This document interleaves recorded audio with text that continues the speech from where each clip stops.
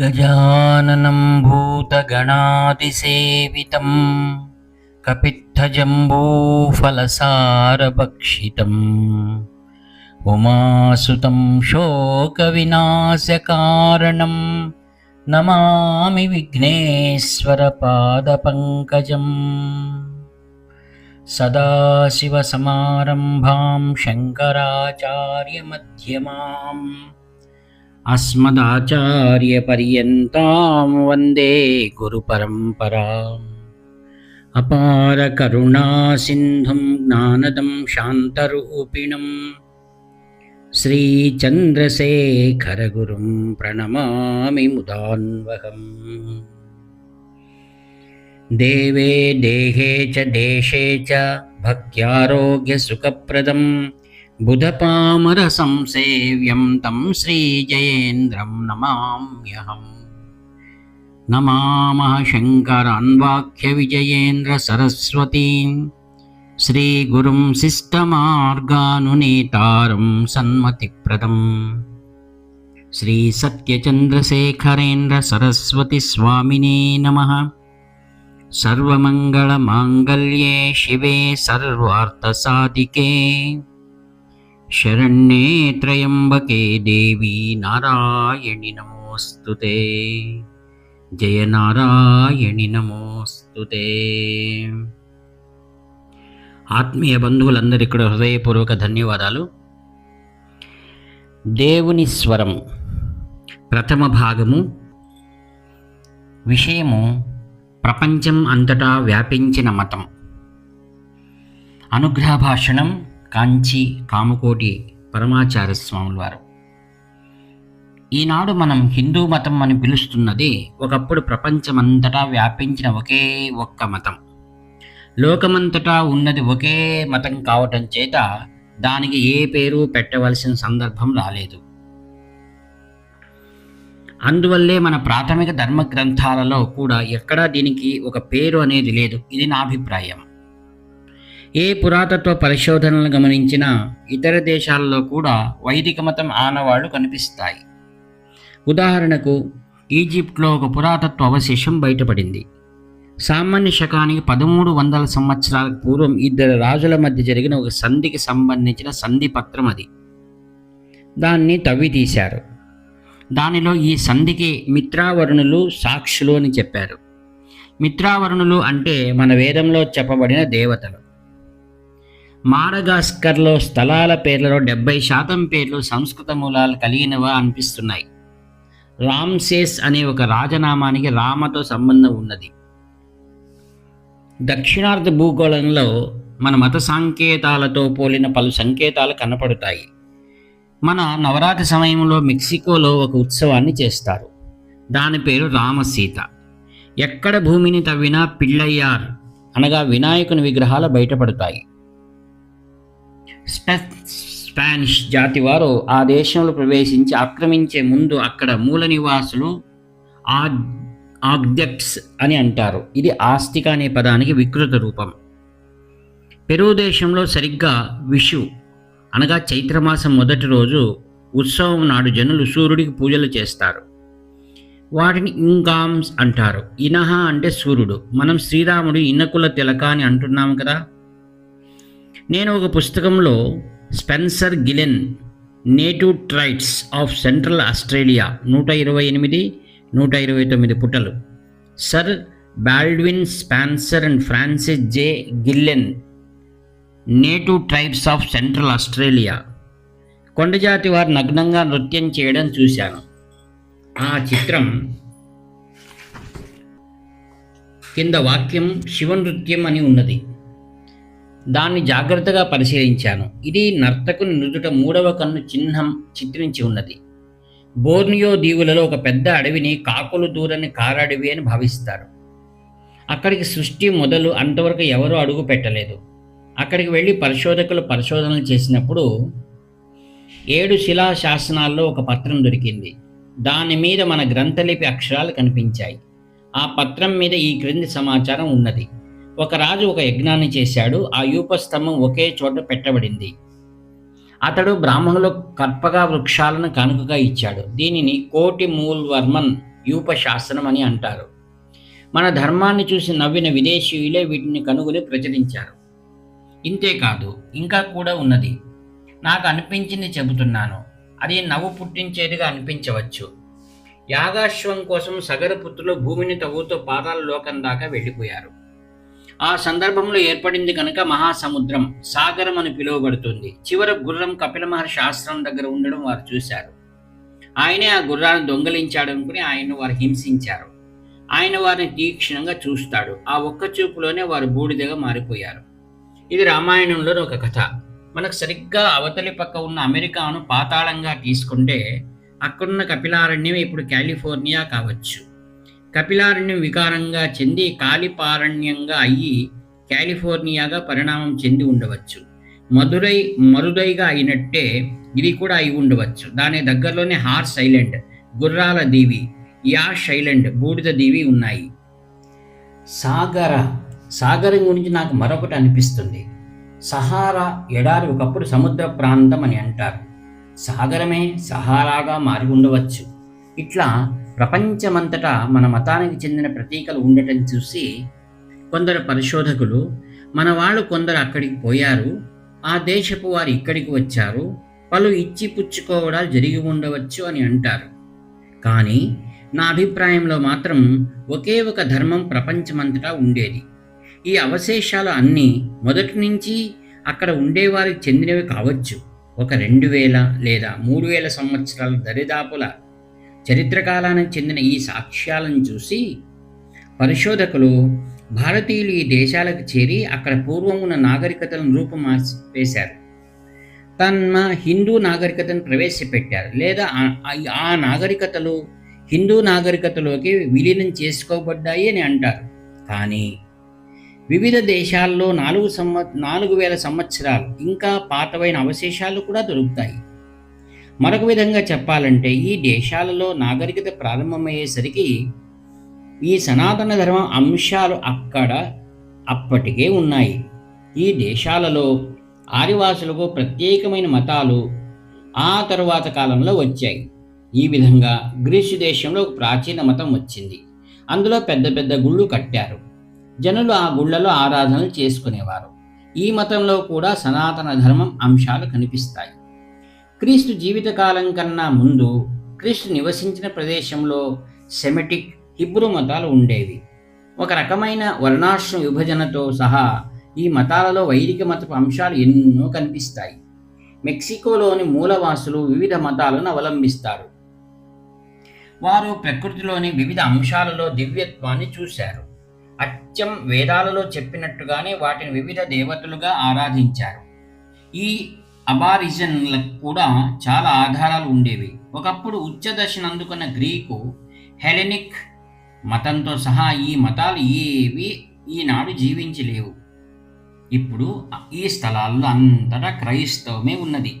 మధ్య ఆసియా, తూర్పు ఆసియాల మీదుగా జపాన్ దాకా బౌద్ధ మతం వ్యాపించింది. ఎన్నో చోట్ల ఇస్లాం ఉన్నది. దక్షిణాఫ్రికా అడవుల్లో అక్కడ మూల నివాసులు ఏ మతాలను పాటిస్తున్నారో అనేవారి అసలైన మతాలు అని పరిశోధకులు అంటారు. అటువంటి ప్రాచీన మతాలలో కూడా మన సనాతన ధర్మ అంశాలు కనపడతాయి. అందుకే నేను ఒక ఉదాహరణను ఇస్తాను. దానికి ముందు ఇంకొక విషయం ఉన్నది. తాత్విక సత్యాలను చెప్పే వేళ వాటిని కథలుగా చెప్పడం ఒక పరిపాటి. అప్పుడు మాత్రమే సామాన్యులు వాటిని సులువుగా అవగతం చేసుకోగలుగుతారు. తాత్విక సత్యాలను ఉన్నది ఉన్నట్టు సులువుగా ఆకలింపు చేసుకోలేరు. వాటిని కథారూపంలో అయినా చెప్పాలి, లేదా ఒక ఆచార రూపంలో అందించి దాన్ని పాటించమనైనా చెప్పాలి. ఆచారాలన్నీ పాటిస్తే అవి ఏ తాత్విక సత్యాలకు ప్రతీకలుగా చెప్పబడినవో అవి అర్థమవుతాయి. అన్ని ఆచారాలు కూడా ప్రతీకాత్మకాలే. ఆచారాల వెనుక ఉన్న ఆంతర్యాలను అర్థం చేసుకుంటే అదే చాలు. ఆచారం పాటించవలసిన అవసరం ఏమీ లేదు అని వాదించేవారితో నేను ఏకీభవించను. ఆచారానికి కూడా ఒక శక్తి ఉంటుంది. అదేవిధంగా నేను పురాణ కథల గురించి అన్నీ కేవలం గొప్ప సత్యాలను చెబుతాయి, వాటిని నిజమైన సంఘటనలుగా తీసుకోవద్దని కూడా అనను. అవన్నీ వాస్తవిక సంఘటనల అద్భుత కథనాలు. దీనితో పాటు అవి గొప్ప సత్యాలను కూడా ఆవిష్కరిస్తాయి. అదేవిధంగా ఆచారాలలో కూడా చాలా గొప్ప తాత్వికార్థాలు ఉంటాయి. వాటి వల్ల వెంటనే ఫలితం దొరుకుతుంది, మానసిక శక్తి కలుగుతుంది, ఏ ప్రతిఫలం అడగదు, మనకు పుణ్యమును ఇస్తుంది.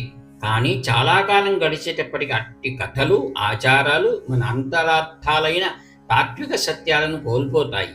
అవి పూర్తిగా మరపు కూడా రావచ్చు. విదేశీ భూములలో వేల సంవత్సరాలు వైదిక మతానికి సంబంధం లేకుండా ఇతర మతాలు వికసించినప్పుడు ఈ విధంగా సనాతన తాత్విక సత్యాలు పూర్తిగా మారిపోయాయి. ఇప్పుడు నేను చెప్పదలుచుకున్న ఉదాహరణను చెప్తాను. హీబ్రూ మతంలో ఆదం, ఈవుల కథలను మీరు వినే ఉంటారు. జ్ఞాన వృక్షం అని ఒకటి ఉండేది. ఆ వృక్ష ఫలాన్ని ఎవరో తినకూడదు అని దేవుని శాసనం. ఆదం దాన్ని శిరసావహించి తినకుండా ఉండిపోయాడు. కానీ ఈవు దాన్ని తిన్నాడు. అప్పుడు ఆదం కూడా ఈవ్కు ఏం జరిగితే అదే నాకు కూడా జరుగుగాక అనుకుని దాన్ని తినేశాడు. ఇది పాత నిబంధనలో అనగా ఓల్డ్ టెస్ట్మెంట్లో ఆది కాండము జెనిసిస్ అధ్యాయంలో ఉన్నది. ఇది మన ఉపనిషత్తుల్లో ఒకదానిలో చెప్పబడిన ఒక కథకు రూపాంతరణం. దేశకాలలో పెను మార్పుల వల్ల ఈ విధంగా జరిగినప్పుడు అది పూర్తిగా వికారాన్ని చెంది దానిలో ఉన్న సత్యమంతా లుప్తమైపోయింది. ఉపనిషత్తు చెప్పినది ఏమిటి? రావి చెట్టు మీద 2 పక్షులు కూర్చున్నవి. ఒకటి ఆ రావి పండును తింటుంది, ఇంకోటి దాని వంక చూస్తూ ఉంటుంది అని చెబుతుంది. మన శరీరమే ఆ రావి చెట్టు. దానిపై ఒక పక్షి నేను జీవాత్మను తలచి ఆ పండును తింటుంది. అంటే ఇంద్రియ విషయాలను అనుభవిస్తుంది. అది మొదటి పక్షి. అదే శరీరంలో నివసిస్తూ ఉన్న పరమాత్మ మరొక పక్షి. అదే జీవాత్మ చేత పనిని చేయిస్తుంది, కానీ తాను మాత్రం కదలదు. పరమాత్మ జీవుని చర్యలను గమనిస్తూ సాక్షిగా ఉండిపోతుంది. జీవునికి తాను ఆధారభూతమైనప్పటికీ ఆ ఇంద్రియాల ద్వారా అనుభవాలకు లోను కాదు. ఆ పండును తినదు, అందువల్ల కర్మ ఫలితాన్ని అనుభవించదు. ఉపనిషత్తు ఈ భావాన్ని కవితాత్మకంగా 2 పక్షులు, పండ్లు అనే రూపకాలంకారంతో విశదపరుస్తుంది. దాన్ని తినేవాడు జీవుడు, తిననివాడు పరమ సత్యస్వరూపుడు, తాను ఆత్మను తెలుసుకున్నవాడు. హీబ్రూ మతంలో ఈ జీవుడే ఈవుగా మారాడు. జీ అనేది వ్యాకరణ నియమం వల్ల ఈగా మారింది. జా గుణింతం పదాలన్నీ యా గుణింతం పదాలుగా మారటం సర్వసామాన్యం. ఈ నియమం వల్లే యమున జమునుగా మారింది, యోగేంద్ర జోగేంద్రగా మారాడు, జీవ్ ఈవుగా అయింది, ఆత్మ ఆదం అయింది, పీపుల్ యాపిల్ అయింది. జ్ఞాన వృక్షమే మన బోధి వృక్షం. బోధ అంటే జ్ఞానం. బుద్ధుడు బోధి వృక్షం కింద జ్ఞానాన్ని పొందాడని బాగా తెలిసిన విషయమే. బుద్ధుడి కన్నా ముందే రావి చెట్టు బోధి చెట్టుగా విలువబడేది. చాలా దీర్ఘకాల వ్యవధి తర్వాత ఉపనిషత్తు విదేశీయుపై కొత్త రూపు దాల్చేసరికి దాని ప్రాథమిక తాత్పర్యమే మారిపోయింది. ఎన్నటికీ ఇంద్రియ విషయాలను అనుభవించాలని ఆత్మ ఆపిల్ పండును తిన్నది. ఆ చెప్పడంతో బైబిల్ కథ వేరొక మలుపును తిరిగింది. మన బోధి వృక్షం అన్ని ఇంద్రియ సుఖాలు అంతరించిపోయినప్పుడు కలిగే జ్ఞానానికి ప్రతినిధిగా ఉన్నది. వాళ్ళేమో విషయానుభవాలతో కూడిన ప్రాపంచ జ్ఞానమే జ్ఞాన వృక్షం అనేశారు. ఏది ఏమైనప్పటికీ ప్రాచీన కాలంలో మన వైదిక మతం ఉండేది అనటానికి ఆధారాలు దొరికినట్టయిందా లేదా? ప్రశ్న. ఇంకో ఉదాహరణ ఇస్తాను. ఒక వాస్తవమైన అంశం వేరొక దేశం వేరొక కాలంలోనికి పోయి పెను మార్పులు పొందుతుందని, అది మార్పు చెందినప్పటికీ ఆ మార్పు చెందిన అంశం మూలకథను సూచిస్తూనే ఉంటుంది అని. అప్పుడు కానీ మీకు నమ్మకం కుదరదు. మన తిరుప్పావై, తిరువెంబావై వేదాలంత పాతవి కావు. పరిశోధకుల ప్రకారం అవి ఒక 1500 ఏళ్లవి కావచ్చు. ఏదైనప్పటికీ వీటిని రచించిన మాణిక్యవాసగర్, ఆండాళ్ళు వీళ్ళిద్దరూ వేదాలు, ఇతిహాసాల కాలం కన్నా చాలా అనంతర కాలానికి చెందిన వారే కదా. వారి కాలం ముగిసిన ఎంతో కాలానికి హిందూ రాజ్యాలు సముద్రాలను దాటి వెళ్ళాయి. తమిళనాడు ఇక్కడ ముఖ్యంగా చెప్పుకోవలసింది చోళరాజుల ఆక్రమణల గురించి కాదు, సముద్రాంతర వర్తక వాణిజ్యాల గురించి. చాలా దేశాలలో మన వ్యాపారస్తులతో సంపర్కం వల్ల జనులు మన హిందూ నాగరికతకు ఆకర్షితులై మన మతంలోని అంశాలను కొన్నింటిని స్వీకరించారు. సుదూర తూర్పు దేశాలను ఇక్కడ విశేషంగా చెప్పుకోవాలి. బాలి వంటి దేశాలు పూర్తిగా హిందూ దేశాలుగా అయినాయి. కాంబోజియా ప్రాచీన కాంబోజ రాజ్యం, ప్రస్తుతం థాయిలాండ్ అని పిలువబడుతున్న సియాం, ఇండోచైనా, ఫిలిప్పీన్స్ అందరూ హిందూ సంస్కృతి ప్రభావానికి లోనయ్యారు. దీన్ని శ్రీ విజయ సామ్రాజ్యం అంటారు. ఇక్కడ చెప్పేదేమంటే చాలా పాతకాలంలో వైదిక మతం అన్ని దేశాల్లో ఉండేది. అది ప్రారంభ స్థితి. తర్వాత స్థాయిలో కొత్త మతాలు అక్కడక్కడ పుట్టుకొచ్చాయి. ఆ తర్వాత ఈ కొత్త మతాలన్నీ అంతమైపోయాక ఇస్లాం, క్రైస్తవం, బౌద్ధ మతం ఈ చోట్ల విస్తరించాయి. ఆ తరువాత ఇంకా ఆధారాలు లభించని ఒకానొక చారిత్ర కాలంలో హిందూ నాగరికత మళ్ళీ కొన్ని దేశాలలో, ముఖ్యంగా తూర్పు దేశాలలో జీవంతమైంది. ఈ స్థాయిలోనే తమిళనాడు గుడులను పోలి ఉండే అంకోర్ వాట్, బొరోబుదూర్, ప్రాంబానన్ వంటి భవ్య మందిరాలు వెలిశాయి. ఈ దశలోనే మన తిరుప్పావై, తిరువెంబావై ఇప్పుడు థాయిలాండ్ అని పిలువబడుతున్న సియామ్కు చేరాయి. దీనికి సాక్ష్యంగా ఇప్పటికీ ప్రతి ఏటా మనం ఈ పవిత్ర గ్రంథాలను చదువుకునే సమయంలో మార్గళి లేదా మార్గశీర్ష మాసంలో అక్కడ పెద్ద ఉత్సవాలను చేస్తారు. ఈ రెండు పావైలు, తిరుప్పావై, తిరువెంబావై, శైవాన్ని వైష్ణవాన్ని ఒకచోటకు తెచ్చినట్టుగానే ఈ సియామ్ ఉత్సవాల్లో శివుని వేషం ధరించిన వ్యక్తిని ఊయలలో కూర్చోబెట్టి ఊగిస్తూ డోలోత్సవాన్ని చేస్తారు. సామాన్యంగా డోలోత్సవం విష్ణువుకి చేస్తారు. మరి వారికి రెండు పావైల గురించి అసలు ఏమైనా తెలుసా అని అడిగితే ఏమీ ఎరగరు. అట్లాంటప్పుడు కేవలం ఈ ఉత్సవం మార్గశీర్ష మాసంలో జరుగుతుందన్న ఒక ఆధారంతో ఈ ఉత్సవాన్ని పావైతో ముడిపేయకూడదు అని వాదించవచ్చు. మరి నేను ఇట్లా ఎందుకంటున్నానంటే వారు ఈ ఉత్సవాన్ని త్రియంపావై లేదా త్రిపావై అని పిలుస్తారు.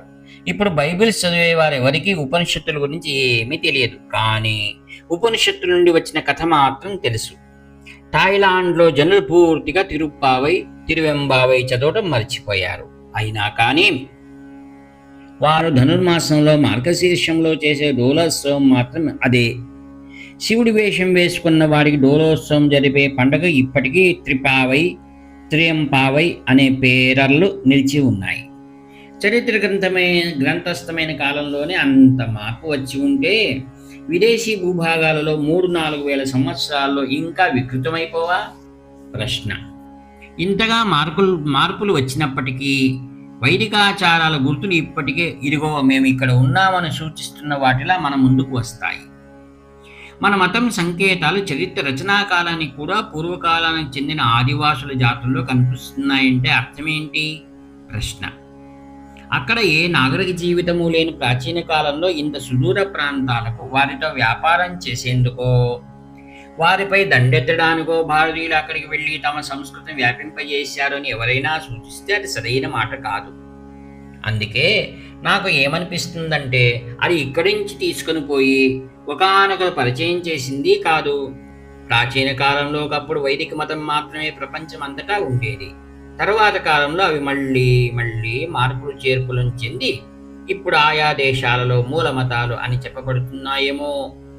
తర్వాత కాలంలో చరిత్రకు అందిన కాలానికి క్రైస్తవం, ఇస్లాం, బౌద్ధం మొదలైన మతాలు వ్యాపించి ఉంటాయి. హరి ఓం తత్సత్. వ్యాఖ్యాత మీ ప్రియతమ నేస్తము నివర్తి నాగభూషణ శర్మ. హర హర శంకర జై జయ శంకర.